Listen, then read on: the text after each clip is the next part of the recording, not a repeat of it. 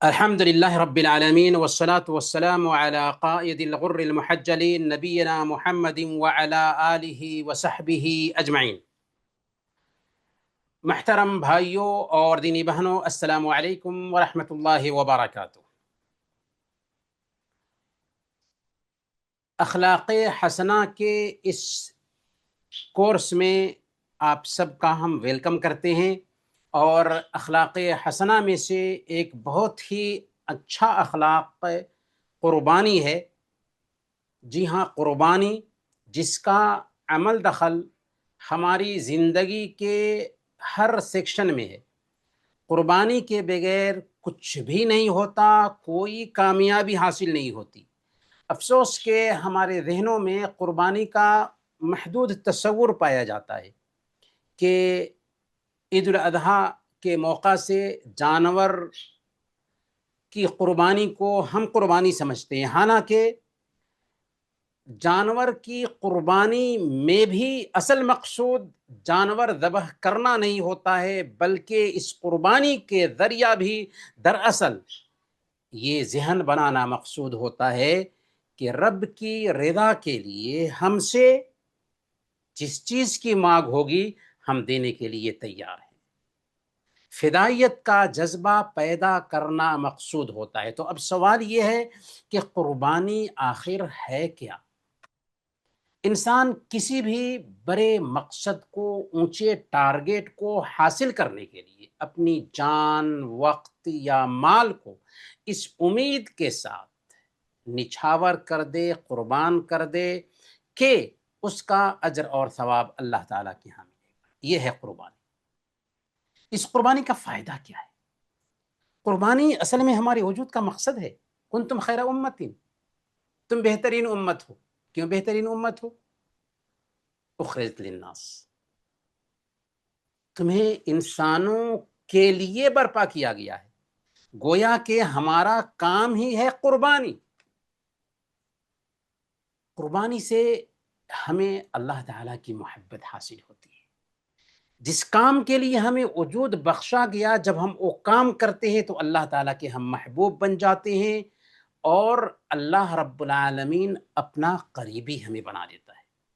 قربانی دینے سے سماج میں بھی برادرہڈ قائم ہوتا ہے، آپسی بھائی چارہ قائم ہوتا ہے۔ جب امیر لوگ غریبوں کی مدد کرتے ہیں تو سماج کے اندر غریبوں کے تئیں، امیروں کے تئیں غریبوں کے دلوں میں جو حسد پیدا ہو سکتا تھا، جو جلن اور نفرت پیدا ہو سکتی تھی، وہ بیماری جاتی رہتی ہے، اور سماج میں امن و سکون پیدا ہوتا ہے۔ قربانی دینے سے بہترین جنریشن بھی تیار ہوتی ہے، اچھی نسل تیار ہوتی ہے، جو رول ماڈل ہوتی ہے، دوسروں کے کام آتی ہے۔ وہ سمجھتی ہے کہ ہماری وجود کا مقصد کھانا پینا اور مزے لینا نہیں، بلکہ ہماری وجود کا مقصد ہے کہ انسانیت کی خدمت کرے۔ قربانی دینے سے انسان کو سب سے پہلے اپنے دل کا سکون حاصل ہوتا ہے۔ ٹینشن کا علاج چاہیے، دوسروں کی مدد کیجیے۔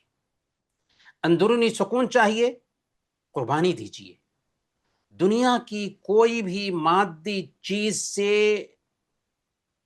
ڈپریشن کا علاج ممکن نہیں ہے، ذہنی تناؤ کا علاج ممکن نہیں ہے، لیکن قربانی ایک ایسی چیز ہے کہ اس کے ذریعہ ہم سکون حاصل کرتے ہیں، ڈپریشن اور ذہنی تناؤ سے بچتے ہیں۔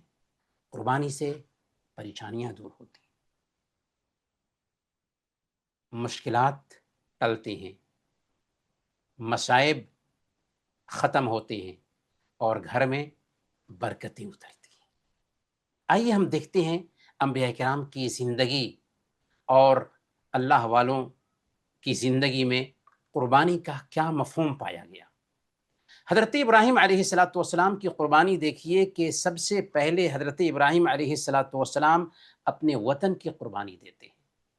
جب ان کو آگ میں ڈالا جاتا ہے اور قوم کفر پر اڑی رہتی ہے، کفر سے باز آنے کے لیے تیار نہیں ہوتی، تو اللہ کی خاطر اپنے وطن کو خیرباد کرتے ہیں۔ دوسرے نمبر پر اپنی فیملی کی قربانی دیتے ہیں، اللہ کے حکم پر اپنی بیوی حضرت حاجرہ علیہ الصلاۃ والسلام اور اپنے ننھے اسماعیل کو مکہ کی بیاب و گیا سرزمین میں بسا، جہاں نہ آدمی ہے اور نہ ہی پانی وغیرہ کا تصور۔ تیسرے نمبر پر حضرت ابراہیم علیہ الصلاۃ والسلام اپنے بیٹے کی قربانی دے اللہ کی رضا کے لیے، اپنے اکلوتے بیٹے کو ذبح کرنے کے لیے تیار ہو جاتے ہیں، اور بیٹا بھی صبر کا مظاہرہ کرتے ہوئے حکم کے سامنے سر جھکا دیتا ہے۔ جہاں باپ نے قربانی دی وہیں بیٹے نے بھی قربانی دی۔ حضرت یوسف علیہ الصلاۃ والسلام کی قربانی دیکھیے کہ عزیز مصر کی بیوی گناہ پر آمادہ کرنا چاہتی ہے، گھر جو عزیز مصر کا ہے آرام و آسائش کو قربان کر دیتے ہیں اور جیل میں رہنا پسند کرتے ہیں، لیکن دامن پر داغ آنے نہیں دیتے۔ حضرت موسیٰ علیہ الصلاۃ والسلام کی قربانی دیکھیے کہ بنو اسرائیل کے اکڑپن کو برداشت کرتے ہیں، اور علم حاصل کرنے کے لیے جب رب بھیجتا ہے خضر علیہ الصلاۃ والسلام کے پاس تو لمبا سفر طے کرتے ہیں، قربانی دیتے ہیں، جسمانی تکلیف برداشت کرتے ہیں، یہاں تک کہ حضرت خضر علیہ الصلاۃ والسلام کے پاس پہنچتے ہیں۔ پچھلی امتوں میں سے جادوگر جو تھے فرعون کے، جادوگروں کا قصہ بہت مشہور ہے، جسے اللہ تعالیٰ نے اپنی کتاب میں بیان فرمایا ہے کہ جب حضرت موسیٰ علیہ الصلاۃ والسلام سے مقابلہ کے لیے فرعون نے جادوگروں کو جمع کیا اور ان پر حق واضح ہو گیا تو سب کے سب ایمان لے آتے۔ فرعون نے اس وقت دھمکی دی تھی کہ تمہارے ہاتھ اور پیر الٹے سمت میں کاٹ ڈالیں گے اور سولی پر چڑھا دیں گے، لیکن ایمان لانے کے بعد کیسی قربانی دی تھی ان جادوگروں نے کہ نہایت ہی ثابت قدمی کا مظاہرہ کرتے ہوئے کہا لن نؤثرك على ما جاءنا من البينات والذي فطرنا فاقض ما انت قاض انما تقضي هذه الحياة الدنيا۔ ہمارے پاس جو دلائل آ چکے ہیں، ان نشانیوں کے بعد ہم تمہیں ترجیح نہیں دے سکتے۔ ابھی دنیا کے لالچی تھے، لیکن جب حقیقت سمجھ میں آ گئی تو کہا کہ ہمارے پاس جو دلائل آ چکے ہیں اس کی بنیاد پر ہم تجھے ترجیح نہیں دے سکتے۔ قسم ہے اس ذات کی جس نے ہمیں پیدا کیا ہے، تم سے جو ہو سکتا ہے کر لو۔ تم کتنا کر سکتے ہو؟ اتنا کر سکتے ہو کہ دنیاوی زندگی ہی میں ہمیں سزا دے سکتے ہو، اور بس۔ اور اس طریقے سے فرعون کے جادوگر ایمان پر جمے رہے۔ سورہ البروج میں اصحاب اخدود کا قصہ پڑھیے، جس کی تفصیل اللہ کے نبی صلی اللہ علیہ وسلم نے بیان فرمائی ہے۔ ایک سچا مومن لڑکا اپنی جان کی قربانی صرف اس لیے پیش کرتا ہے تاکہ لوگ اللہ پر ایمان لے آئیں۔ اس نے بادشاہ کو قتل کرنے کا طریقہ بھی سکھایا۔ اس کے بعد جب ساری قوم ایمان لے آتی ہے تو ظالم بادشاہ ان ایمان والوں کے لیے خندقیں کھودواتا ہے اور خندق میں دہکتی ہوئی آگ کے اندر ایمان والوں کو جھونک دیتا ہے، یہاں تک کہ ایک ماں اپنے بچے سمیت آتی ہے اور بچے کے ساتھ اس آگ میں کود پڑتی ہے۔ یہ بہت بڑی قربانی تھی جو دین کے لیے پیش کی گئی تھی۔ اللہ تعالیٰ نے فرمایا وَمَا نَقَمُوا مِنْهُمْ إِلَّا أَن يُؤْمِنُوا بِاللَّهِ الْعَزِيزِ الْحَمِيدِ۔ انہوں نے اس لیے ان سے بدلہ لیا کہ وہ اللہ رب العالمین پر ایمان لائے تھے جو غالب ہے اور تعریف والا ہے۔ سورہ کہف میں اصحاب کہف کا قصہ پڑھیے کہ کیسے چند نوجوان ہیں اپنے ایمان کو بچانے کے لیے، فتنوں سے دور رہنے کے لیے، ایک اللہ کی عبادت کرنے کے لیے اپنے خاندان کو چھوڑتے ہیں، اپنے گھر بار کو چھوڑتے ہیں اور سب کے سب ایک غار میں پناہ لے لیتے ہیں۔ اللہ تعالیٰ انتظام یہ کرتا ہے کہ ان کو 309 سال تک سلائے رکھتا ہے تاکہ ان کے ایمان کی حفاظت ہو سکے۔ یہ ایمان کے لیے قربانی تھی جو اصحاب کہف نے دی تھی۔ سورہ یاسین آیت نمبر 20 سے 27 تک مومن آل یاسین کی قربانی بیان کی گئی ہے کہ انہوں نے اپنی قوم کو اللہ کے جو رسول تھے ان کی پیروی کرنے کی دعوت دی اور سچے ایمان کا اعلان کیا۔ اس کے نتیجے میں کیا ہوا کہ قوم کے لوگ ان پر ٹوٹ پڑے، انہیں شہید کر دیا۔ اللہ تعالیٰ نے ان کو فوری طور پر جنت میں داخل کیا۔ جنت میں داخل ہونے کے بعد یعنی جنت کی نعمتوں سے لطف اندوز ہونے لگے۔ جب جنت کی نعمتوں سے لطف اندوز ہونے لگے تو کیا کہتے ہیں؟ ابھی بھی قوم کو نہیں بھولتے اور کہتے ہیں یا لیت قومی یعلمون بما غفر لی ربی وجعلنی من المکرمین۔ کاش کہ میری قوم جان لیتی کہ اللہ تعالیٰ نے میرے گناہوں کو معاف فرما دیا ہے اور مجھے باعزت لوگوں میں شامل کر لیا ہے۔ کاش کہ ایمان لے آتی میری قوم۔ تو یہ دین کے لیے قربانی تھی۔ اللہ کے نبی صلی اللہ علیہ وسلم کی پوری زندگی قربانی ہی قربانی ہے۔ آپ کی پوری زندگی اللہ کے راستے میں قربانی سے عبارت ہے۔ اللہ کے نبی صلی اللہ علیہ وسلم نے فرمایا کہ اللہ کے دین کی وجہ سے مجھے اتنا ڈرایا گیا، اتنا ستایا گیا کہ جتنا کسی کو نہیں ڈرایا اور ستایا گیا۔ دین کے لیے اللہ کے نبی صلی اللہ علیہ وسلم کو اپنے محبوب وطن کی قربانی دینی پڑتی ہے اور مکہ سے مدینہ کی طرف ہجرت کرنا پڑتا ہے۔ اللہ کے نبی صلی اللہ علیہ وسلم اپنے ایمان کو بچانے کے لیے اپنے گھر بار، وطن اور رشتہ داروں کی قربانی دیتے ہیں، غار ثور کی پریشانیاں جھیلتے ہیں، مسلمانوں کے دفاع کے لیے غزوہ حنین کے دن اپنی جان کی بازی لگا دیتے ہیں، اور جب طائف کا سفر کرتے ہیں تو اوباش آپ کے اوپر پتھر برساتے ہیں، لہولہان ہو کر کے بے ہوش ہو جاتے ہیں۔ جب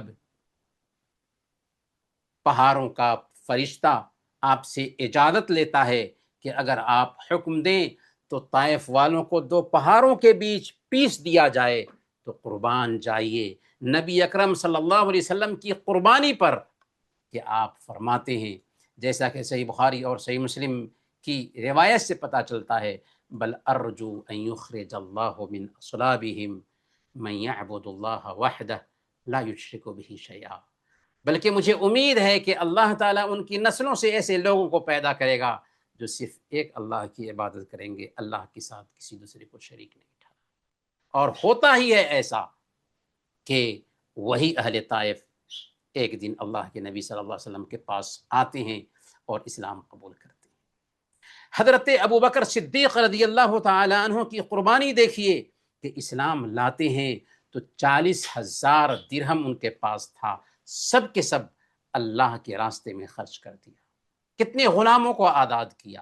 غزوہ تبوک کے موقع سے گھر کی ساری دولت اللہ کے نبی صلی اللہ علیہ وسلم کی خدمت میں لا کر کے پیش کر دی، اور جب خلیفہ بنتے ہیں تو جسم کے اعتبار سے تو کمزور تھے، لیکن روح کے اعتبار سے اتنے طاقتور بنتے ہیں کہ سب لوگ ایک طرف تھے، لیکن نازک سے نازک حالت میں لشکر اسامہ کو روانہ کیا، زکوٰۃ دینے سے انکار کرنے والوں سے جنگ کی، جو مرتدین تھے، نبوت کا دعویٰ کرنے والے تھے، ان کی سرکوبی کی، اور قرآن کریم کو ایک مصحف میں جمع کرنے کا کام کیا، جو بہت بڑی قربانی تھی حضرت ابو بکر صدیق رضی اللہ تعالی عنہ۔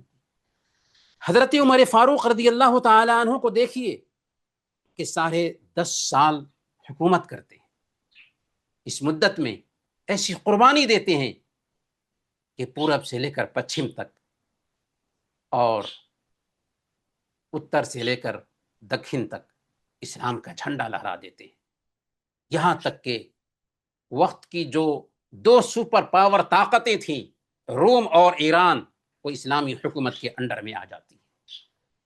حضرت سعد بن معاذ رضی اللہ تعالیٰ عنہ صحابی رسول کو دیکھیے کہ 30 سال کی عمر میں اسلام قبول کرتے ہیں اور 6 سال کے بعد 36 سال کی عمر میں وفات پا جاتے ہیں۔ صرف 6 سال میں آخر وہ کون سا نیکی کا کام کرتے ہیں کہ ان کی موت پر اللہ کا عرش لرزنے لگتا ہے۔ حضرت عثمان رضی اللہ تعالی عنہ کو دیکھیے، ان کی قربانی کہ غزوہ تبوک کے موقع سے اپنا مال نچھاور کر کے لشکر کے بڑے حصے کی تیاری میں قربانی دیتی۔ حضرت علی رضی اللہ تعالی عنہ کو دیکھیے کہ ہجرت کی رات نبی اکرم صلی اللہ علیہ وسلم کے بستر پر بے خوف و خطر سو کر کے اپنی جان کی کو ہاتھوں میں رکھ کر کے قربانی دیتے ہیں۔ عمر بن عبدالعزیز رحمۃ اللہ علیہ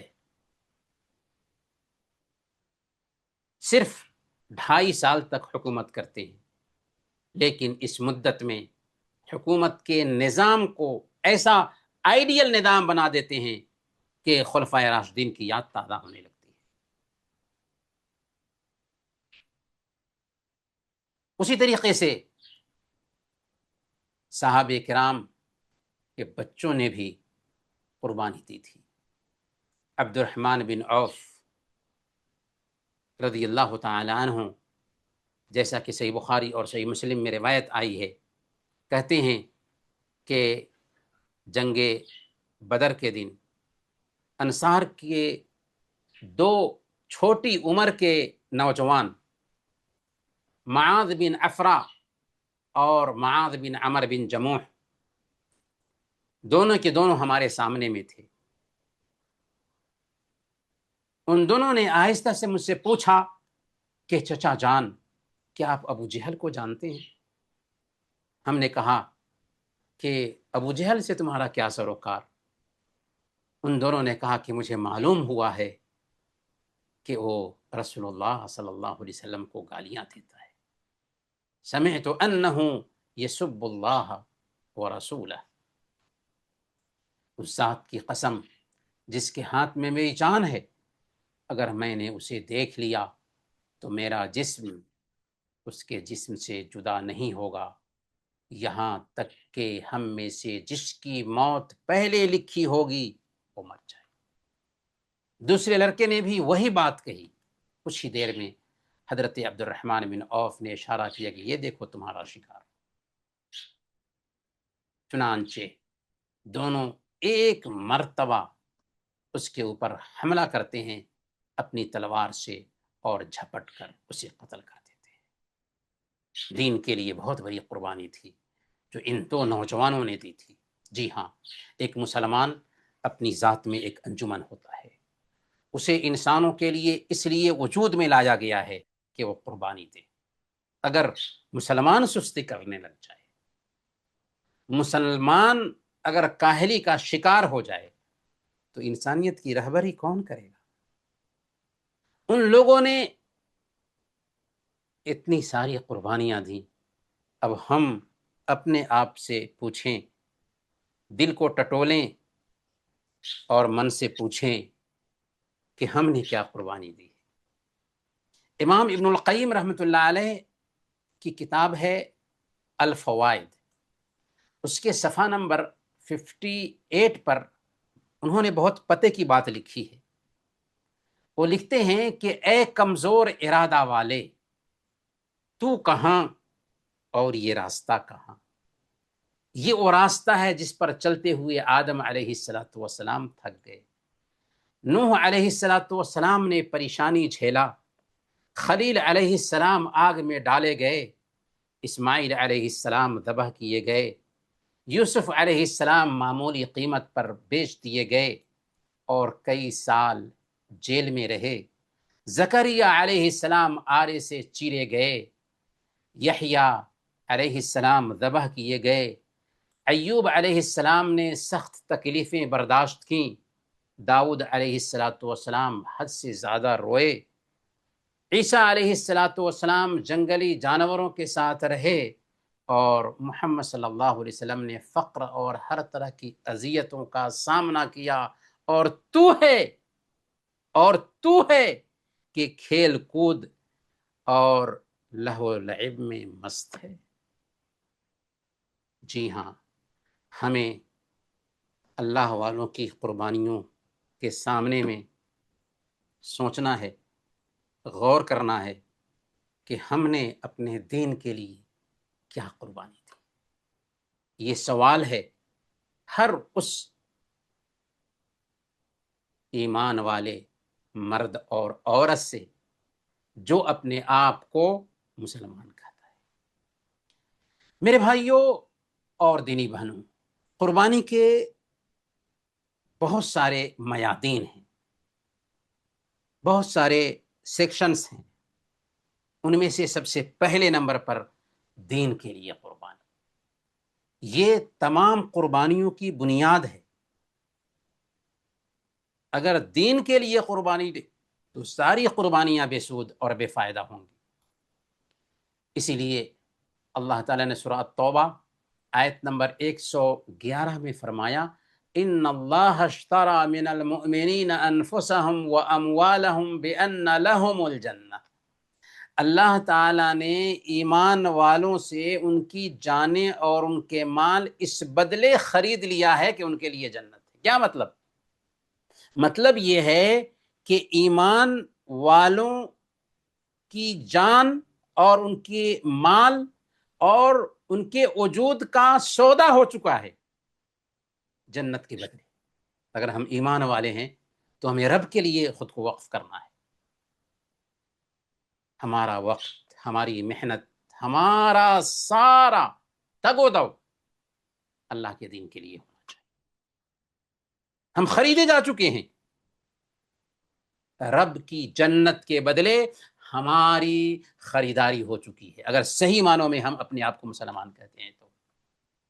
اللہ تعالیٰ سورہ توبہ آیت نمبر 24 میں بیان فرماتا ہے، قل ان کان آباؤکم وابناؤکم واخوانکم وازواجکم وعشیرتکم واموال اقترفتموها وتجارۃ تخشون کسادها ومساکن ترضونها احب الیکم من اللہ ورسولہ وجہاد فی سبیلہ فتربصوا حتی یأتی اللہ بامرہ واللہ لا یہدی القوم الفاسقین۔ اللہ تعالیٰ 8 چیزوں کا ذکر کر رہا ہے اس آیت کریمہ۔ آپ کہہ دیجئے کہ اگر تمہارے باپ، تمہارے بیٹے، تمہارے بھائی، تمہاری بیویاں، تمہارا خاندان اور وہ مال جو تم نے کمائے ہیں، وہ تجارت جس کے مانت پڑنے کا تمہیں ڈر ہے، اور وہ گھر، عالیشان گھر جسے تم پسند کرتے ہو، یہ 8 چیزیں تمہیں اللہ، اس کے رسول کے راستے میں جہاد کرنے سے زیادہ محبوب ہیں، تو انتظار کرو یہاں تک کہ اللہ تعالیٰ کا فیصلہ آ جائے۔ اور اللہ تعالیٰ نافرمان لوگوں کو پسند نہیں کرتا، نافرمان لوگوں کو ہدایت نہیں دیتا۔ تو میرے بھائیوں، سب سے پہلے دین کے لیے قربانی دینا ہے۔ دوسرے نمبر پر جان، عزت اور مال کے لیے قربانی مطلوب ہے۔ قربانی کا یہ بھی میدان ہے، اگر ہم جان کے لیے قربانی دیتے ہیں یہ قربانی ہے، مال کے لیے قربانی دیتے ہیں یہ قربانی ہے، عزت کے لیے قربانی دیتے ہیں یہ قربانی ہے۔ سنن نبی داؤد کی روایت ہے، اللہ کے نبی صلی اللہ علیہ وسلم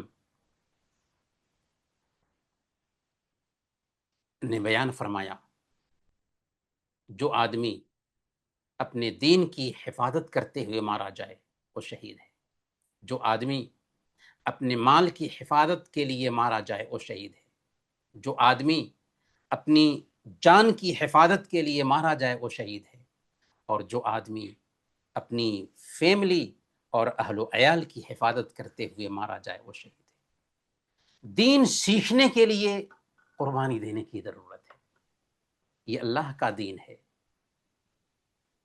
اس دین کو جب سیکھیں گے نہیں تو آخر کیسے اس دین پر عمل کر سکیں گے؟ اور الحمدللہ ابھی آپ ہمارے ساتھ ہیں، ہماری باتیں سن رہے ہیں، دین سیکھنے کا اہتمام کر رہے ہیں، آپ قربانی دے رہے ہیں۔ یہ بہت بڑی قربانی ہے کہ دوسرے غافل لوگ اپنے اپنے کاموں میں لگے ہوں گے، دنیا حاصل کرنے میں لگے ہوں گے یا بیکار بکواس میں لگے ہوں گے، لیکن آپ کچھ وقت نکال کر قربانی دے رہے ہیں دین سیکھنے کے لیے۔ حضرت ابن عباس رضی اللہ تعالی عنہ اللہ کے نبی صلی اللہ علیہ وسلم کے چچا کے بیٹے ہیں۔ جس وقت اللہ کے نبی صلی اللہ علیہ وسلم کی وفات ہوئی تھی اس وقت چھوٹی عمر کے تھے۔ جب اللہ کے نبی صلی اللہ علیہ وسلم کی وفات ہو گئی تو انہوں نے اپنے ایک انصاری دوست سے کہا کہ اللہ کے نبی صلی اللہ علیہ وسلم دنیا سے گزر چکے ہیں، چلو بڑے بڑے صحابہ بھی پائے جاتے ہیں، اجلہ صحابہ سے اللہ کے نبی صلی اللہ علیہ وسلم کا علم اکٹھا کرتے ہیں۔ اس نے کہا ان کی ہمت کو پست کرتے ہوئے کہ اجلہ صحابہ کے ہوتے ہوئے کیا لوگ تمہارے ضرورت مند ہوں گے؟ انہوں نے ان کی بات کی پرواہ نہیں کی اور بڑے بڑے صحابہ سے حدیث سننے لگے، یاد کرنے لگے، کسی کے دروازے پر جاتے، دوپہر کا وقت ہوتا، وہ سوئے ہوئے ہوتے تو دروازے پر بیٹھ جاتے، ان کا انتظار کرتے، یہاں تک کہ مٹی اور غبار سے پورا چہرہ اٹ جاتا تھا۔ جب صحابی گھر سے باہر نکلتے تو کہتے کہ ابن عباس، نبی پاک صلی اللہ علیہ وسلم کے چچا زاد آپ ہمارے پاس آئے، ہمیں بلا لیے ہوتے۔ تو وہ کہتے کہ نہیں، ہمارے لیے ضرورت تھی کہ ہم آپ کے پاس آئیں، کیونکہ ہم اللہ کے نبی صلی اللہ علیہ وسلم کی احادیث آپ سے سیکھنا چاہ رہے تھے۔ اس طریقے سے صحابہ کرام سے دین سیکھتے تھے، اور سیکھتے سیکھتے ایک وقت آیا کہ صحابہ کے بیچ بہت بڑے عالم بن گئے، صحابہ کے بیچ مرجع بن گئے۔ تب جب لوگ ان سے دین سیکھنے لگے، ان کے پاس بیٹھنے لگے، ان سے علم حاصل کرنے لگے، تو ان کے دوست نے کہا تھا ھذا الفتى کان عاقل منی، یہ نوجوان مجھ سے بہت سمجھدار نکلا۔ جی ہاں، جب ہم قربانی دیتے ہیں تو ہمارے اندر نکھار پیدا ہوتا ہے۔ علم کے راستے میں بھی قربانی کی ضرورت ہے۔ یحییٰ بن ابی کثیر رحمۃ اللہ علیہ نے بیان فرمایا، لا ینال العلم براحۃ الجسد، جسمانی آرام کے ساتھ علم نہیں حاصل کیا جا سکتا۔ جسم کو آرام دینا چاہتے ہیں، نہیں ہو سکتا، جسم کو کھپانا پڑے گا، جسم کو تھکانا پڑے گا علم حاصل کرنا ہے۔ تو امام ذہبی رحمۃ اللہ علیہ نے سیر اعلام النبلاء میں عبید بن یعیش رحمۃ اللہ علیہ کے بارے میں لکھا ہے، وہ کہتے ہیں کہ اقمت 30 سنة ما اکلت بیدی باللیل، میں 30 سال تک رات میں اپنے ہاتھ سے کھانا نہیں کھایا۔ کانت اختی تلقمونی وانا اکتب، میری بہن میرے منہ میں لقمہ ڈال دیتی تھی اور میں لکھنے میں لگا رہتا تھا۔ تب انسان کے اندر نکھار پیدا ہوتا ہے۔ جتنی قربانی ہم دیتے ہیں اسی کے حساب سے بلندیاں حاصل ہوتی ہیں۔ اسی طریقے سے میرے بھائیوں اور دینی بہنوں، دین پر عمل کرنے میں قربانی دینا ہے۔ جہاں دین سیکھنے میں قربانی دینے کی ضرورت ہے، وہیں دین پر عمل کرنے میں بھی قربانی دینے کی ضرورت ہے۔ دین سیکھ لینا کافی نہیں ہے، 5 وقت کی نمازوں کی پابندی میں قربانی ہونی چاہیے، فجر کی نمازوں کی پابندی میں قربانی ہونی چاہیے، سنتوں کے اہتمام میں قربانی ہونی چاہیے، قرآن کریم کی تلاوت میں قربانی ہونی چاہیے، ذکر کا اہتمام میں قربانی ہونی چاہیے۔ ایک کردار میں آپ کے سامنے رکھوں گا، حضرت ام حبیبہ رضی اللہ تعالی عنہ کا یہ کردار ہے۔ صحیح مسلم کی روایت ہے، ام حبیبہ رضی اللہ تعالی عنہ کہتی ہیں کہ سمعت رسول اللہ صلی اللہ علیہ وسلم یقول من صلی 12 رکعة فی یوم ولیلۃ بنی لہ بہن بیت فی الجنہ۔ اللہ کے نبی صلی اللہ علیہ وسلم کو میں نے فرماتے ہوئے سنا کہ جو آدمی دن اور رات میں فرض کے علاوہ 12 رکعت سنتیں ادا کر لے، اللہ تعالیٰ اس کے لیے جنت میں گھر بنائے گا۔ ہم بھی سن چکے ہیں اور سنتے رہتے ہیں لیکن حضرت ام حبیبہ رضی اللہ تعالی عنہ کہتی ہیں سننے کے بعد فما ترکتہن منذ سمعتہن من رسول اللہ صلی اللہ علیہ وسلم، جب سے یہ 12 رکعت سنتوں کے بارے میں سنا جو سنن مؤکدہ کہلاتی ہیں، تب سے اب تک یہ 12 رکعتیں میں نے نہیں چھوڑا۔ پھر اس حدیث کو عنبسہ سنتے ہیں، وہ بھی کہتے ہیں ما ترکتہن منذ سمعتہن من ام حبیبہ، کہ جب سے میں نے یہ حدیث ام حبیبہ سے سنا تب سے یہ 12 رکعتیں ہم نے نہیں چھوڑی۔ اس حدیث کو عمر بن اوس عنبسہ سے سنتے ہیں، وہ کہتے ہیں ما ترکتہن منذ سمعتہن من عنبسہ، جب سے میں نے یہ حدیث عنبسہ سے سنا اس وقت سے لے کر کے یہ 12 رکعتیں ہم نے نہیں چھوڑی۔ اور پھر نعمان بن سالم عمر بن اوس سے سنتے ہیں، اور نعمان بن سالم بھی کہتے ہیں ما ترکتہن منذ سمعتہن من عمر بن اوس، کہ جب سے میں نے یہ حدیث اللہ کے نبی صلی اللہ علیہ وسلم کی حدیث سنی ہے تب سے اب تک کے ان 12 رکعتوں کو نہیں چھوڑا۔ تو یہ کردار تھا اللہ والوں کا کہ جو کچھ بھی سنتے تھے اس پر عمل کرتے تھے۔ دین کی طرف دعوت دینے میں بھی قربانی کی ضرورت ہے۔ جی ہاں، ہم مسلمان ہیں، ہمارے پاس سچائی ہے، ہمارے پاس حق ہے، اس حق کو دوسروں تک پہنچانا ہماری واجبی ذمہ داری ہے۔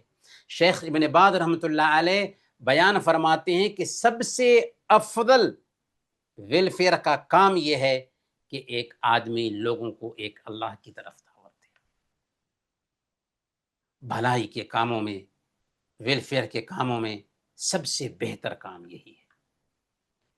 ڈاکٹر عبد الرحمن السمیت کویت کی دھرتی پر پیدا ہوئے، MBBS ڈاکٹر تھے۔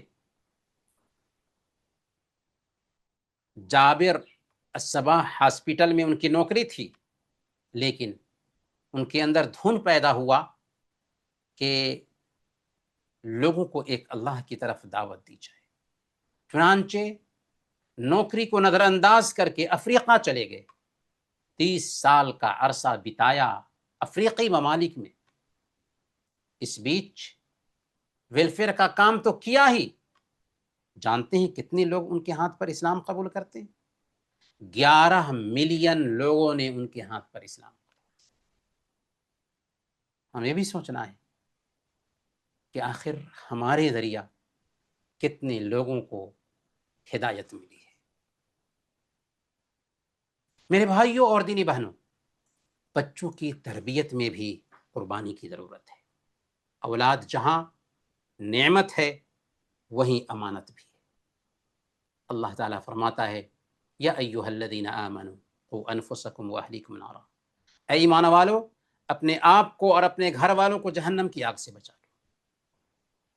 اللہ کے نبی صلی اللہ علیہ وسلم نے بیان فرمایا کلکم راع وکلکم مسئول عن رعیتہ، تم میں سے ہر ایک نگراں ہے اور اس سے اس کے ماتحت کے بارے میں پوچھ گچھ ہونے والی، اولاد کے بارے میں پوچھ گچھ ہونے والی۔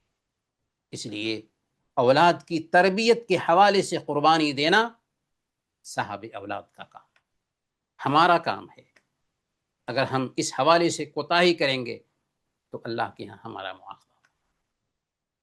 ما من عبد یسترعیہ اللہ رعیۃ یموت یوم یموت وهو غاش لرعیتہ الا حرم اللہ علیہ الجنہ۔ صحیح بخاری اور صحیح مسلم کی روایت ہے کہ جس بندے کو اللہ تعالیٰ نے کسی کا ماتحت بنایا، اس کے ماتحت میں کسی کو رکھا ہے، اور اس حال میں وہ وفات پاتا ہے کہ اپنے ماتحت کے ساتھ میں دھوکہ کا معاملہ کر رہا تھا، اس کی صحیح تربیت نہیں کر پایا، تو اللہ تعالیٰ نے ایسے انسان پر جنت کو حرام ٹھہرایا ہے۔ میرے بھائیوں، ہم مسلمان ہیں، وقت کی قربانی بھی دینے کی ضرورت ہے۔ ہمارا وقت رب کے دین کے لیے وقف ہونا چاہیے، خیر کے کاموں کے لیے وقف ہونا چاہیے۔ ہمارے حبیب نے کیا فرمایا؟ طبرانی کی روایت ہے احب الناس الی اللہ انفعهم للناس، لوگوں میں سب سے زیادہ پسندیدہ اللہ کی نظر میں وہ ہے جو لوگوں کو سب سے زیادہ فائدہ پہنچانے والا. ہماری ذات سے، ہمارے عمل سے، ہمارے طریقے سے، ہمارے رویہ سے اگر دوسروں کو فائدہ پہنچ رہا ہے تو ہم اللہ کی نظر میں سب سے زیادہ پیارے ہیں. اسی حدیث میں اللہ کے نبی صلی اللہ علیہ وسلم بیان فرماتے ہیں وَأَحَبُّ الْأَعْمَالِ إِلَى اللَّهِ تَعَالَى سُرُورٌ تُدْخِلُهُ عَلَى مسلم. اور اللہ تعالیٰ کو سب سے پسندیدہ عمل یہ ہے کہ تم کسی مسلمان کے دل میں خوشی پہنچا دو، جیسے بھی ہو مسلمان کو خوش کر دو. او تکشف عنہ کربتاً، یا اس کی تکلیف دور کر دو. او تقضی عنہ دینا، یا اس کا قرض ادا کر دو. او تطرد عنہ جوعا، یا اس کی بھوک مٹا دو. اور حدیث کے اخیر میں اللہ کے نبی صلی اللہ علیہ وسلم فرماتے ہیں وَلَأَنْ أَمْشِي مَعَ أَخٍ فِي حَاجَةٍ أَحَبُّ إِلَيَّ مِنْ أَنْ أَعْتَكِفَ فِي هَذَا الْمَسْجِدِ، یعنی مسجد المدینہ شہرا. میں اپنے کسی بھائی کی مدد کے لیے اس کے ساتھ چل کر کے جاؤں، یہ میرے لیے 1 مہینہ تک اس مسجد میں، اشارہ تھا مسجد نبوی کی طرف، اس مسجد میں اعتکاف کرنے سے بہتر ہے. سبحان اللہ. آپ کسی بھائی کے کسی کام کے لیے، اپنے بھائی کی کسی ضرورت کے لیے اس کے ساتھ چل کر کے جاتے ہیں تو اللہ کے نبی صلی اللہ علیہ وسلم فرماتے ہیں کہ 1 مہینہ مسجد نبوی میں اعتکاف کریں، اس سے بہتر ہے کہ ہم اپنے بھائی کی ضرورت پوری کرنے کے لیے اس کے ساتھ چل کر کے جائیں. کتنا عمدہ دین ہے جو ہمیں ویلفیئر کے کام پر بھی اتنا سارا اجر اور ثواب دیتا ہے. میرے بھائیوں، آئیے ذرا ہم کچھ خواتین کی قربانیوں کو جانتے ہیں. عام طور پر ہم یہ سوچ رہے ہوتے ہیں کہ عورتیں تو گھر میں رہتی ہیں، وہ کیا قربانی دیں گے. آئیے ذرا عورتوں کے بھی کردار کو دیکھتے ہیں کہ کیسے انہوں نے تاریخ کے ہر دور میں قربانیاں دی ہیں. حضرت ہاجرہ علیہ السلام کی قربانی دیکھیے. حضرت ہاجرہ علیہ السلام کی قربانی یہ ہے کہ ننھے اسماعیل کے ساتھ بیاب و گیاس سرزمین میں بسائی جا رہی ہیں، لیکن جب کہا جاتا ہے کہ رب کا حکم ہے تو کیا کہتی ہے؟ اذن لا یضیع. رب کا حکم ہے تو اللہ ہمیں برباد نہیں کرے گا. کیسے حفاظت کرے گا یہ اہم نہیں ہے، لیکن رب کا حکم ہے تو برباد نہیں کرے گا. حضرت انس رضی اللہ تعالی عنہ کی ماں ام سلیم رضی اللہ تعالی عنہ ہے، ان کی قربانی دیکھیے کہ جب اللہ کے نبی صلی اللہ علیہ وسلم ہجرت کر کے مدینہ آتے ہیں تو جس سے جو ہو سکا اللہ کے نبی صلی اللہ علیہ وسلم کی خدمت میں پیش کیا. حضرت ام سلیم رضی اللہ تعالی عنہ اپنے چہیتے بیٹے کو ہی اللہ کے نبی صلی اللہ علیہ وسلم کا خادم بنا دیتی ہیں اور 10 سال تک خدمت میں لگے رہتے ہیں. کون؟ حضرت انس رضی اللہ تعالی.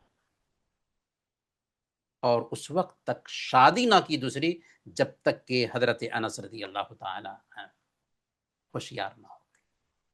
حضرت اسماء بنت ابو بکر رضی اللہ تعالی عنہ کی بیٹی، جن کا لقب ذات النطاقین ہے. کیوں؟ ہجرت کے موقع پر جب اللہ کے نبی صلی اللہ علیہ وسلم اور ابو بکر رضی اللہ تعالی عنہ غار ثور میں تھے تو اسماء رات کے اندھیرے میں کھانا پہنچاتی تھی اور کھانا باندھنے کے لیے اپنے کمر کا پٹکا جو تھا اس کو چیر دیا اور اس سے کھانے کا منہ بند کیا. تو کمر بند کو چیرنے کی وجہ سے ذات النطاقین کہلاتی ہے. اور جب اسماء رضی اللہ تعالی عنہ کے بیٹے عبداللہ بن زبیر رضی اللہ تعالی عنہ کو حجاج بن یوسف سولی پر لٹکا دیتا ہے اور اسماء رضی اللہ تعالی عنہ کے پاس لوگ آ کر کے تسلی کے کلمات کہتے ہیں تو حضرت اسماء رضی اللہ تعالی عنہ کیا فرماتی؟ میرے لیے صبر کرنے میں کیا رکاوٹ ہے؟ جبکہ حضرت یحییٰ بن زکریا کا سر بنو اسرائیل کی ایک بدکار عورت کے حوالے کر دیا گیا تھا. میں صبر کروں گی، رب کے فیصلے سے میں راضی ہوں. یہ قربانی تھی حضرت اسماء رضی اللہ تعالی عنہ کی. حضرت خنسا رضی اللہ تعالی عنہ شاعرہ ہیں، اسلام قبول کرنے سے پہلے اپنے بھائی پر ان کی موت ہو جانے کی وجہ سے مرثیہ لکھتی ہیں، لیکن جب اسلام قبول کرتی ہیں، ان کے پاس 4 بیٹے تھے. جنگ قادسیہ میں ان کے 4 بیٹے شریک ہوتے ہیں اور 4 کے 4 شہید ہو جاتے ہیں. جب حضرت خنسہ رضی اللہ تعالی عنہ کو اپنے بیٹوں کی شہادت کی خبر ملتی ہے تو روتی نہیں ہیں، بلکہ ہمت اور حوصلے کا پہاڑ بن کر کے کہتی ہے الحمدللہ الذی شرفنی باستشہادی وارجو من ربی ان یجمعنی بہم فی مستقر رحمتہ. اللہ تعالی کی ہم تعریف بیان کرتے ہیں جس نے مجھے ان کی شہادت کے ذریعہ عزت بخشی، اور مجھے امید ہے کہ وہ مجھے اپنی رحمت کے ٹھکانوں میں ان کے ساتھ جمع کرے گا. امام مالک رحمۃ اللہ علیہ کی والدہ کو دیکھیے. امام مالک رحمۃ اللہ علیہ 4 اماموں میں سے ایک امام ہے. جب وہ علم سیکھنے کے لیے استاذ کے پاس جا رہے ہوتے تو ان کی ماں کہتی اذهب الى ربیعہ فتعلم من ادبہ قبل علمہ. ربیعہ کے پاس جاؤ اور علم سے پہلے ادب سیکھو، تب امام مالک بنتے ہیں. امام شافعی جو 4 اماموں میں سے ایک امام ہیں، ان کی والدہ کی قربانی دیکھیے کہ جب وہ 2 سال کے تھے تو ان کے والد وفات پا گئے. ماں کی قربانی کی وجہ سے 7 سال کی عمر ہی میں انہوں نے قرآن حفظ کیا، 10 سال کی عمر میں موطا امام مالک کو حفظ کر لیا، اور 20 سال سے کم عمر میں ہی انہیں فتویٰ دینے کی اجازت مل چکی تھی. یہ ماں کی قربانی کا اثر تھا. امام احمد بن حنبل کو دیکھیے، یہ بھی 4 اماموں میں سے ایک امام ہیں. ان کی ماں کی قربانی دیکھیں کہ یتیمی کی حالت میں وہ پرورش پاتے ہیں. فجر سے پہلے ان کی ماں حدیث سیکھنے کے لیے ان کو جگاتی تھی، کپڑے پہناتی تھی، خود حجاب پہن کر کے رات کے اندھیرے میں حضرت امام احمد کو مسجد پہنچاتی تھیں، اور نہایت ہی فقر و فاقہ اور تنگی پر صبر کیا تھا. تب امام احمد بن حنبل پیدا ہوتے ہیں. میرے بھائیوں، امام بخاری رحمۃ اللہ علیہ کی والدہ کو دیکھیے اور ان کی قربانی پہ غور کیجئے کہ امام بخاری چھوٹے تھے تو ان کے والد وفات پا گئے. امام بخاری ابھی چھوٹے ہی تھے تو ان کی آنکھ کی روشنی جاتی رہی.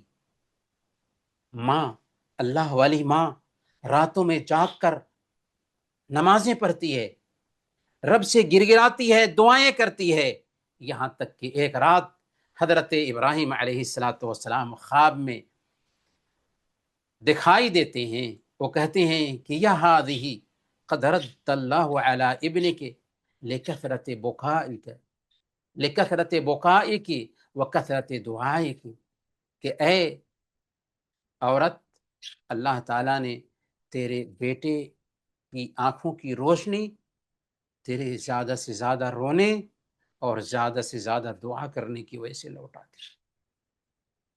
چنانچہ 7 سال کی عمر میں ان کی ماں کی محنت تھی کہ امام بخاری رحمۃ اللہ علیہ نے قرآن کریم حفظ کر لیا اور پھر زمانے کے امام بنے. امام ربیعہ الرائے کی والدہ کو دیکھیے کہ امام ربیعہ کے والد فروخ تھے. خراسان کی طرف لشکری جو مہم بھیجا جاتا تھا اس میں وہ نکل گئے. اس وقت امام ربیعہ ابھی ماں کے پیٹ میں ہی تھے. بیوی کے لیے 30,000 دینار چھوڑ کر کے گئے تھے. کیا کیا؟ بیوی نے امام ربیعہ کی تعلیم پر اس پیسے کو خرچ کر دیا. جب فروخ 27 سال کے بعد واپس ہوئے اور مسجد نبوی گئے تو انہوں نے دیکھا کہ ایک بڑا علمی حلقہ قائم ہے. وہاں پر امام مالک ہیں، حسن بصری ہیں، اور مدینہ کے بڑے بڑے لوگ ہیں جو ان سے پڑھ رہے ہیں. جب انہوں نے پوچھا کہ اس حلقے کو پڑھانے والے کون ہیں تو لوگوں نے کہا ربیعہ بن ابی عبد الرحمن، فروخ کے بیٹے ہیں. یہ سنتے ہی وہ اپنے آپ پہ قابو نہیں پاتے ہیں کہ میرا بیٹا اتنا اونچا مرتبے پہ پہنچ گیا. پھر اپنی بیوی کے پاس آتے ہیں اور کہتے ہیں واللہ ما ضیعتی ہے، تو نے پیسے کو برباد نہیں کیا بلکہ صحیح راستے میں لگایا. امام ابن تیمیہ رحمۃ اللہ علیہ کی والدہ کی قربانی دیکھیے کہ اپنے بیٹے کی علمی مصروفیت میں بھرپور ساتھ دیتی ہیں، وقت برباد کرنے والے ہر کام سے ان کو دور رکھتی ہیں اور دعائیں دیتی رہتی ہیں، نصیحت کرتی رہتی ہیں. چنانچہ جب شیخ الاسلام ابن تیمیہ رحمۃ اللہ علیہ مصر گئے تھے اور مصر میں کچھ دنوں تک ٹھہر گئے تھے تو اپنے دلی جذبہ کو بیان کرنے کے لیے شیخ الاسلام ابن تیمیہ رحمۃ اللہ علیہ نے باضابطہ اپنی ماں کے نام ایک خط لکھا تھا جس میں اپنی جدائی کا احساس دلایا تھا اور کہا تھا کہ صبر کیجئے گا، میں دین کی خدمت کے لیے ہوں. تو ماں نے اس خط کا جواب دیا. اس میں کیا لکھا تھا؟ ماں نے لکھا تھا وَإِنِّي یا ولدی لن نسألك غدا امام اللہ ان بعدك عنی، میرے بیٹے اللہ کے پاس کل قیامت کے دن میں تجھ سے یہ نہیں پوچھوں گی کہ تم مجھ سے دور تھے، لأنی اعلم این وفیم انت، کیونکہ میں جانتی ہوں کہ تم کہاں ہو اور کس کام میں لگے ہوئے ہو. ولیکن یا احمد سأسألک امام اللہ وأحاسبک ان قصرت فی خدمت دین اللہ. لیکن اے احمد، اگر تم اللہ کے دین کی خدمت میں کوتاہی کرو تو کل قیامت کے دن رب کے دربار میں تمہارا محاسبہ کروں گی. شیخ الاسلام ابن تیمیہ نے اسے مجموع الفتاوی جو ہے اس کو بھی نوٹ کیا ہے. شیخ ابن باز رحمۃ اللہ علیہ کی والدہ کی قربانی دیکھیے کہ بچپن ہی میں ان کے والد وفات پا گئے تھے. 16 سال کے ہوئے تو ان کی بینائی بھی چلی گئی، لیکن نیک خاتون ماں کی دعاؤں کی برکت تھی کہ شیخ ابن باز رحمۃ اللہ علیہ اپنے زمانہ کے علامہ بنے. یہاں تک کہ آج ان کے فتاوی کے 30 حصے چھپ چکے ہیں. محترم بھائیوں اور بہنوں، ہمارا وقت بھی ہوا چاہتا ہے، لیکن اخیر میں روزمرہ کے عملی میدان میں قربانی کی بہت ساری صورتیں اور شکلیں ہیں جن کو ہم اختیار کر کے ہم قربانی دے سکتے ہیں.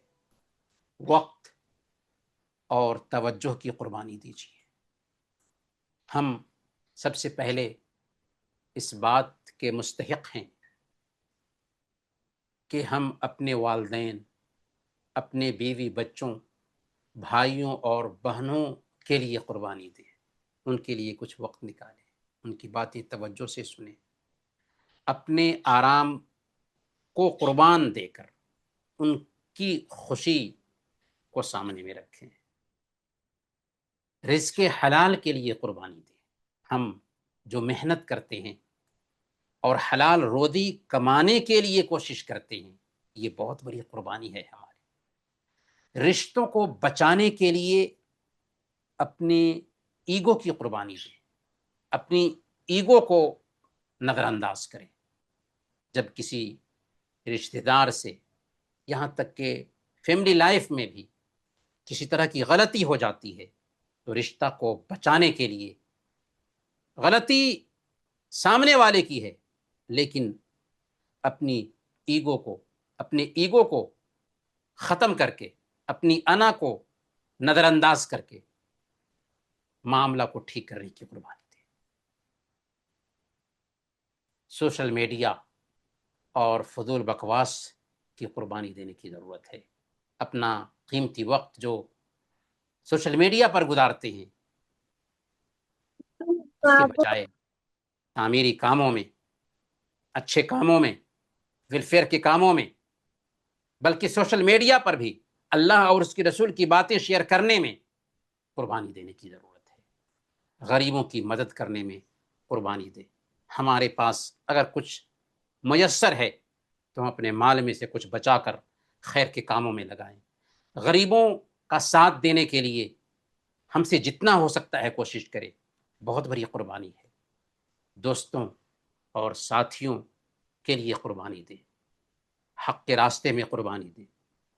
ہم کہیں جا رہے تھے، ہمارا حق تھا وہاں پر، لیکن اگر کسی نے زیادتی کی، معاف کر کے قربانی دیں. ہم ٹرین میں بیٹھے ہوئے تھے، بس میں بیٹھے ہوئے تھے، کوئی کمزور آتا ہے، کوئی بیمار آتا ہے، سیٹ چھوڑ کر کے قربانی دیں. ہم کسی مجلس میں ہیں، غیبت چل رہی ہے، ہم اس کی عزت کی حفاظت کر کے قربانی دیں. اس کے کمزور پہلو کو ہم جانتے ہیں لیکن اس کے کمزور پہلو پہ پردہ ڈال کر کے ہم قربانی دیں. یہاں تک کہ ہم اپنے ماحول میں بھی قربانی دینے کے محتاج ہیں. کچرا روڈ پر پھینکنے کی بجائے ہم کچرے دان میں اسے ڈال دیں. یہ بہت بڑی قربانی ہے. گرمی میں پرندوں کے لیے کھانے اور پانی کا انتظام کریں. یہ بہت بڑی قربانی ہے. بجلی اور پانی کو ضرورت سے زیادہ استعمال نہ کریں. یہ بہت بڑی قربانی ہے. شادی بیاہ اور خوشی کے موقع سے اپنے پڑوسیوں کے لیے تکلیف کا سبب نہ بنے. یہ بہت بڑی قربانی ہے. اور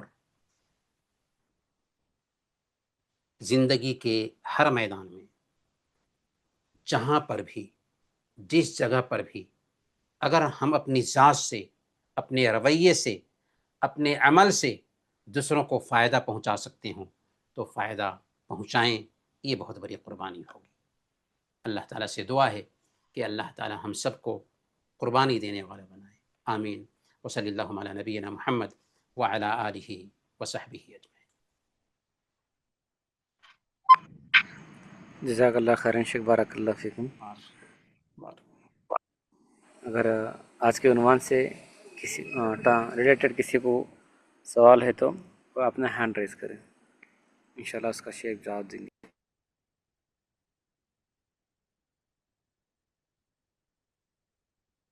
السلام علیکم. وعلیکم السلام ورحمۃ اللہ. جی شیخ سر، آپ کا بیان بہت اچھا تھا. اس کا یوٹیوب ملے گا جی ہاں ریکارڈنگ؟ بالکل، ریکارڈنگ آتی ہے، یوٹیوب پر آتی ہے ریکارڈنگ. جی جزاک اللہ خیر. گروپ میں اگر آپ ہیں تو انشاءاللہ وہ لنک آئے گا.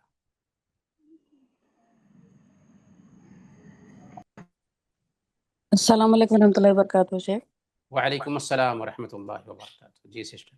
جی یہ 12 رکعت سنت موقدہ کے بارے میں سوال کرنا تھا. جمعہ کے دن ہم جو 4 سنت پڑھنا ہوتا ہے وہ کب پڑھے؟ لیکن اگر ہم مسجد میں جائیں تو، کیونکہ خطبہ شروع ہوتا ہے تو پھر ہم جیسے ہی اذان ہوتی ہے تو فوراً خطبہ شروع ہو جاتا ہے، تو پھر ہم 4 سنت تو نہیں پڑھ سکتے ہیں. لیکن وہ 4 سنت موقدہ میں شامل ہوتے ہیں نا، تو جو جمعہ کے دن نہیں ہوتا ہے کیا سنت موقدہ میں ہم شامل نہیں ہو سکتے ہیں؟ دیکھیں سسٹر، جمعہ کی جو نماز ہے جی وہ ظہر کے بدلے میں ہے، ظہر کی جگہ پر ہے. جی تو جمعہ کی نماز مستقل نماز ہے. جی بہت سارے لوگ احتیاطی طور پر ظہر کی نماز پڑھتے ہیں جو غلط ہے. شرعی ناحیے سے غلط ہے. اللہ تعالیٰ نے ظہر کی جگہ پر جمعہ کی نماز رکھی ہے، لہذا جمعہ کے دن، جمعہ جی کے دن کے لیے جو احکامات ہیں انہی کو فالو کرنا ہے. چنانچہ اللہ کے نبی صلی اللہ علیہ وسلم نے سنت کے بارے میں بیان فرمایا، فصلی ما قدر له، آدمی مسجد میں آئے اور جس حد تک ہو سکتا ہو نماز پڑھے. اسی لیے جمعہ کے دن فرض نماز سے پہلے نہ سنن مؤکدہ ہے اور نہ ہی عام سنت ہے، لیکن سنت ثابت ہے جی رکعت کی تحدید کے بغیر. رکعات کی تحدید کے بغیر 2 رکعت پڑھیں، 4 رکعت پڑھیں، 8 رکعت پڑھیں، 20 رکعت پڑھیں، جس حد تک ہو سکتا ہے پڑھیں. لیکن جمعہ کے دن فرض نماز کے بعد 2 رکعت بھی ثابت ہے اللہ کے نبی صلی اللہ علیہ وسلم سے، اور 4 رکعت بھی ثابت ہے. تو فرض نماز کے بعد سنتوں کی تحدید ثابت ہے، لیکن فرض نماز سے پہلے سنتوں کی تحدید ثابت نہیں ہے. جی جزاک اللہ خیر شیخ. بارک اللہ. السلام علیکم شیخ. وعلیکم السلام ورحمۃ اللہ. سر شیخ میرا سوال تو آج کے عنوان سے نہیں ہے. شادی کے لیے میرے بہن کے لیے ایک رشتہ آیا ہے. لڑکا جو ہے وہ MNC کمپنی میں جاب کرتا ہے، اور اس کا کام جو ہے بینک کے لیے جو لون لیتے ہیں نا، وہ لون اگر کوئی نہیں واپس چکا سکا تو اس کے اوپر لیگل ایکشن لینے کا وہ جاب ہے اس کا. وہ ہم وہ جو لون لینا ہی مناسب نہیں ہے نا اسلام میں، تو یہ جاب کرنا ٹھیک نہیں ہے. بولنے سے ہمیں انہوں مان لیے ہیں، یہ ہمیں جاب چھوڑتی کر کے مان لیے ہیں. شادی ابھی کر ڈالو بول رہے ہیں، کیا ابھی کر سکتے یا جاب چھوڑنے کے بعد ہی کرنا ایسا؟ نہیں، اگر ان کو سمجھ میں سب سے پہلے تو یہ یاد رکھیے کہ اگر سودی بینک میں کوئی آدمی نوکری کرتا ہے اور براہ راست سودی سسٹم کو دیکھتا ہے تو اس کے لیے جو کمائی ہوگی وہ جائز نہیں ہوگی. اب اگر کسی کو سمجھایا جاتا ہے اور وہ بولتا ہے کہ میں اسے چھوڑ دوں گا اور جب حالات ٹھیک ہو جائیں گے اور چھوڑ دوں گا، اور واقعی اس کو سمجھ میں آ جاتا ہے کہ یہ کام غلط ہے، حالات ٹھیک ہوتے ہی میں چھوڑ دوں گا، تو گویا کہ وہ پچھتا رہا ہے، اپنے عمل پر پچھتاوا ہے اور آئندہ ایسا نہیں کرے گا. تو اس بنیاد پر اگر رشتہ کرتے ہیں تو کوئی حرج کی بات نہیں. لیکن اگر بندے کو پچھتاوا نہیں اپنے عمل پر اور مصر ہے یا صرف ٹال مٹول کرنے کے لیے اس طرح کی بات کر رہا ہے تو بہرحال سوچنا چاہیے. ویسے اگر بچہ دیندار ہے اور وہ بات سمجھ رہا ہے اور اس کا یہ ارادہ ہے کہ مستقبل میں وہ اس کام کو چھوڑ دے گا جب حالات ٹھیک ہوں گے، تو رشتہ کرنے میں کوئی حرج کی بات نہیں. جزاک اللہ خیر. سسٹر شبنم آپ سوال کر سکتے ہیں. السلام علیکم ورحمۃ اللہ وبرکاتہ شیخ. وعلیکم السلام. وعلیکم السلام. شیخ میرا یہ سوال ہے کہ شیخ آپ کے جو لیکچرز رہتے ہیں الحمدللہ بہت فائدہ مند رہتے ہیں، اور ہم ہماری زندگی میں اس کو اپلائی کرنے کی کوشش بھی کر رہے ہیں شیخ الحمدللہ. بٹ شیخ کچھ جگہ ایسا ہوتا ہے کہ ہم نئی قربانی دے سکتے ہیں. مطلب شیخ اب ہم نے آپ کے جتنے بھی لیکچرز سیکھے کہ خاموش رہنا چاہیے، صبر کرنا چاہیے، پر ہم سے مطلب ایسا نفس چاہتا ہے کہ تھوڑا ہوتا ہے تھوڑا نہیں ہو پاتا ہے. تو ہم ہمارے نفس پہ کیسا کنٹرول کریں کہ جیسے کہ آج اتنا بڑا لیکچر آپ نے دی کہ قربانی دینا چاہیے، پر نفس کو کیسا ہم ٹریننگ کریں کہ وہ قربانی دے، کیونکہ ہمارا تو ابھی ہمارا نفس ہی ہم کو قربانی دینے پہ آمادہ نہیں کرتا نا شیخ. ہم اتنے نیک تو نہیں ہیں ابھی. تو خود کو نیک بننے کے لیے پہلے قربانی دینا، ہمارے نفس کو ہم کیسا ٹرین کریں.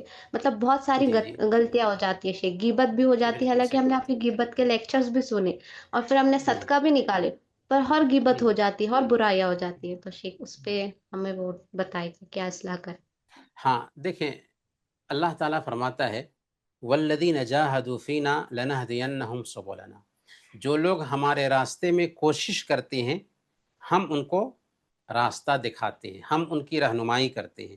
تو اگر ہم برائی کو برائی سمجھتے ہوئے، غلط کام کو غلط کام سمجھتے ہوئے اس سے بچنے کے لیے خود کو تیار کر رہے ہیں اور کوشش کر رہے ہیں، تو ایک وقت آئے گا کہ دھیرے دھیرے خود کو ٹرین کرتے کرتے کرتے کرتے ہم اس سے خود کو بچا لیں گے.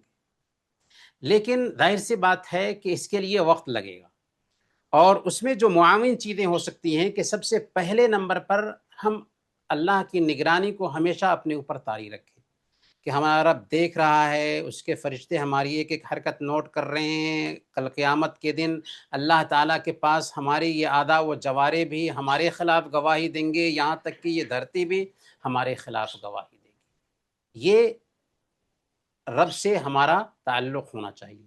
دوسرے نمبر پر عبادات کا اہتمام کریں. عبادات کا جو اللہ تعالیٰ نے کورس دیا ہے، عبادات کا یہ کورس عجیب طریقے سے ہم کو تیار کرتا ہے برائیوں سے بچانے کے لیے. ان الصلاۃ تنہی عن الفحشاء والمنکر، نماز بے حیائی اور بری باتوں سے روکتی ہے. تو نماز ہی نہیں بلکہ ساری جو عبادتیں ہیں وہ ہمیں گناہوں سے دور رکھتی ہیں، بے حیائی سے، برے کاموں سے روکتی ہیں اور اچھے اخلاق ہمارے اندر پیدا کرتی ہیں. تو عبادتوں کا جو کورس ہے، خاکہ ہے، وہ اپنی زندگی میں اتارنے کی کوشش کرنی چاہیے. اسی طریقے سے نیک صحبت اختیار کریں، کیونکہ ہم جب برے لوگوں کے ساتھ رہیں گے نا، یا غلط خیال رکھنے والی عورتوں کے ساتھ میں ہمارا اٹھنا بیٹھنا ہوگا، تو جیسی سوچ اس کی ہوگی ویسی ہی ہم بھی بننے لگیں گے. اب ایک عورت ہے جو غیبت کرتی ہے، ہم اس کو سمجھائیں گے لیکن پھر بھی نہیں مانتی ہے، تو ایسی عورت کے ساتھ میں ہمارا اٹھنا بیٹھنا نہیں ہونا چاہیے. تو بری صحبت میں اگر ہم رہیں گے تو بہرحال اچھے اخلاق سے ہم دور ہو جائیں گے. تو یہ بنیادی چیزیں ہیں کہ اگر ہم ان کو اپنا لیتے ہیں تو دھیرے دھیرے دھیرے دھیرے ہمارے اندر اچھی عادتیں پیدا ہونے لگیں گی. اور جو چوتھا اور آخری نقطہ ہے، اور آپ نے بتایا بھی ہے کہ میں صدقہ بھی دیتی ہوں لیکن پھر بھی ہو جاتا ہے، کوئی بات نہیں، ہم سے کوئی گناہ کا کام ہو جاتا ہے، اپنے اوپر طے کر لیں کہ ہم صدقہ دیں گے، کہ اگر یہ کر لیا تو صدقہ دیں گے، اگر یہ کر لیا تو صدقہ دیں گے. ایک وقت آئے گا کہ ہم گناہ کا کام چھوڑ دیں گے. جزاک اللہ خیر شیخ. بارک اللہ.